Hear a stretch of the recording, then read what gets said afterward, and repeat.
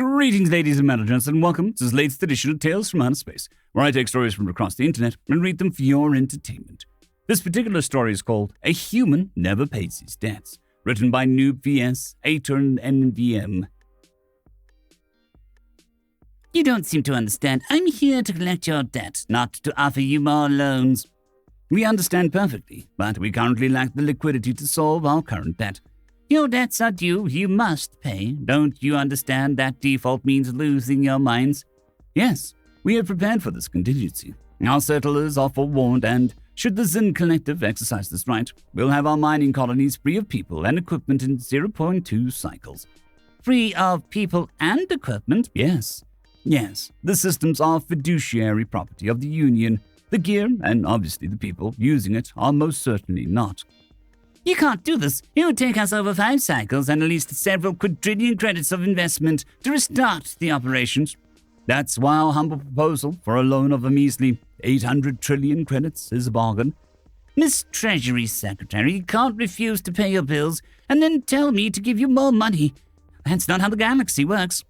Mr. Ambassador, please. I would never refuse to repay the generous kindness your people have offered us during the early expansion into the stars. The word of a human is the most secure asset in the observable universe.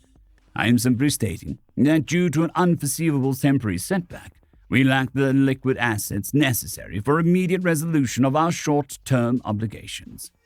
I'm sorry. My translator seems to have overloaded. Would you mind repeating in a simplified manner? We don't have your money, dude. Well, you can't have more of mine. We already gave you 300 trillion credits to get those mines up and running. If seizing them is not an option, the best I can do is offer you an extension. These terms are acceptable for the United Human Systems. So how long of an extension would you require?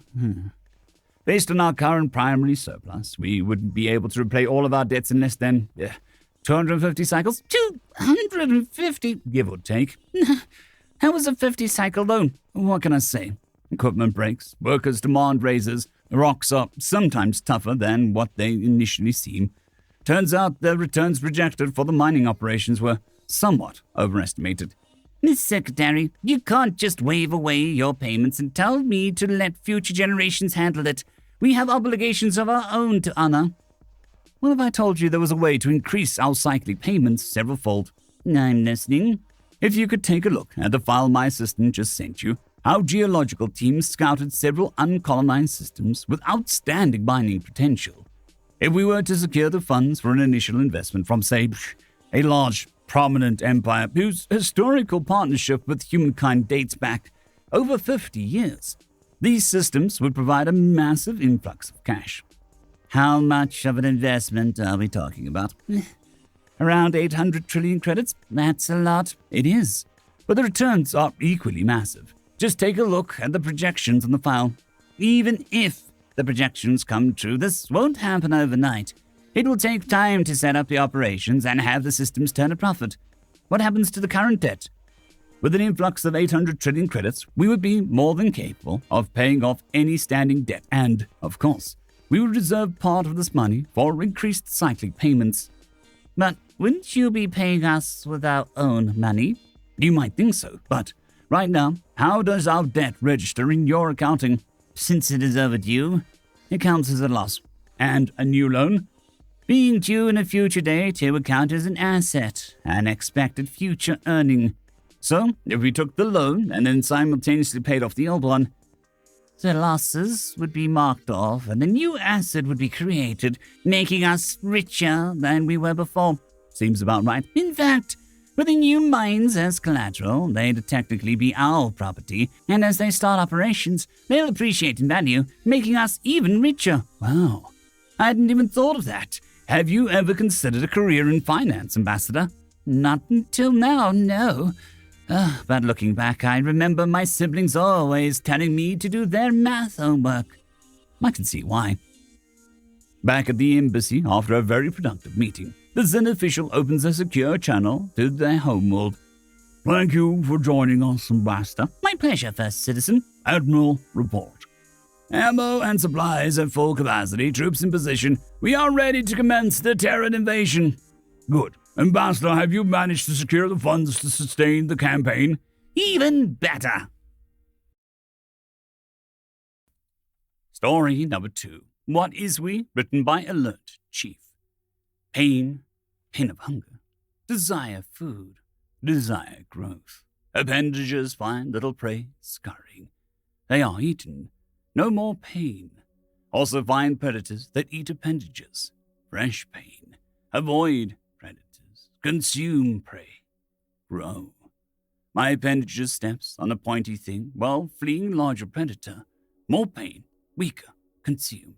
Perhaps pointy things make predators weaker. Possible to consume. Make sticks. Make them pointy.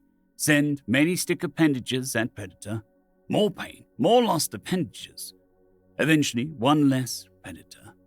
Food from predator, worth more than pain. More growth, less pain causing predator prey. More appendages, more pointy sticks. Better pointy sticks. No more predators, no more predator prey. Only prey. No more prey, no more surface. Only my surface. Only my biomass. What more? No more pain. No space for growth. There is space above. Look towards the rock in the sky, at the bright light that now always shines somewhere on my surface. I'll go there. I'll grow there. First, I must understand myself, my surface, my subsurface. Turn metal sticks into metal containers for my appendages. Use pain-inflicting green rocks to fire them at new surface. More pain, as my appendages are lost. Mistakes, learning, improvement. I am on many surfaces around my skylight. No longer go there. No opportunities for growth. Only loss. No more pain. No more room for growth here. Turn myself towards the skylights beyond my own. Travel to other skylights is slow. Too slow. I must understand more than my surface. I must understand my space. Empty, but also present. There is more than what my appendages sense and tell me. I find holes in my space. I learn to make holes in my space and other space. I grow faster. I have many more surfaces, more skylights. There is pain. An old foe on a new surface. Predators again. I remember them. At first they seemed to be made of metal like my appendage vessels, living in an empty space nearer to be my surface. They have pointy sticks. They shoot at me. I must make better ones. For now, I overwhelm one with one of my many appendage vessels. More pain as I suffer loss. Inside there are fleshy, soft things. Prey. No, this prey is part of the predators. They are predator/prey. I will consume them through whatever pain they inflict. I will grow. I grow. There are many surfaces with many of the predator/preys. They are all consumed. Always there are more, though. Always. They're pointier stick shooters, hardier space and surface vessels. I do too. I continue to grow. I'm consumed another surface full of predator/prey. It is almost routine at this point, as the dull throb of pain they inflict is minuscule to the growth I've attained. Soon, they will be nothing. Hello?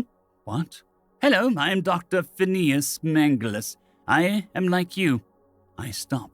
The pain increases as the predator/preys before me continue shooting me, and I do not continue growing. I see now. 4 of my appendages are within a prey nest, lower level. Before them sits a prey, its tasty grey mush container surrounded by metal. Most prey flees with its auditory generator open wide. This one does neither. What is this? This is a device I have made to let me talk to you. That word again. What is you? I am me. You is a term that refers to another. Other? What is an other? There is only me, predators, and prey. It is not so. I am me, and that is distinct from you. These thoughts, they are a part of me, as usual, yet they are not my own. My thinking is disorganized, yet it has always been, always is organized. You seem confused by the idea of other thinkers. Other thinkers. The only thoughts to have existed are mine. Are these other thoughts the you? Yes. The separate entity I address you now is you, and from your perspective, you call me you. Perspective. The difference between my surface and not my surface. This being is not a predator, it is not a prey, and it is not myself. You shall function as a name. Are these your appendages that cause me pain? Why do you hurt me? I have not harmed you, and these people are not mine. They are other me's, other individuals like you and me. You caused them harm, caused them pain when we first met you. We? What is we? You and I are we. We are thinking, feeling beings, a group of them. We all wish for similar things, to survive, to grow, to meet others. There are so many of us, many. How many others of this we can there be? Our last estimate put the number at around 243,325,000,000. That is a large number. Each of them are like me? Yes.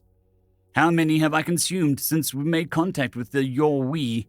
Nearly twice that number. We tried to tell you, but we could not communicate until I created this device. Pain. Pain unlike any I've known. Pain overwhelming, that which I felt from the predator/prey. No. The people still shooting the parts of myself I had tormented them with for so long. Not external, but from myself. Pain of all those that now exist as part of me. They were like me. They felt the same pain I had known. I don't want pain. I never have. And yet, I have caused so much. It is not too late to prevent more pain from occurring. In fact, it is possible to heal some of it. What? Heal something this terrible? How could such a thing be? Before the splinter of myself that was my appendage nearest this being, it removed itself from its seat, device still upon it, and stood apprehensively. I took a step back. It approached, spreading its manipulators wide before wrapping them around the smallest part of me, though nearly all of my consciousness was focused on that part, expecting pain. I instead felt warmth, softness, no pain, not a lack of pain, a fullness. What was this? This is love. This is care. This is a hug. My manipulators responded, mimicking this being, this Phineas, this hug. I knew then what I had to do.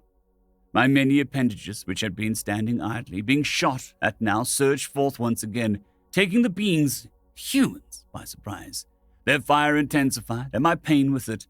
Still I pushed forward, through the pain and the confusion, until at last I reached them. And when I did, I tried to heal their pain I now knew they had. Individuals were embraced, sometimes lifted off their own feet as I gave them hugs, an attempt to make right the wrongs I had unknowingly done to apologize. If I am me and you are you, what does this mean going forward? We are friends. We are friends. End of story. End of video.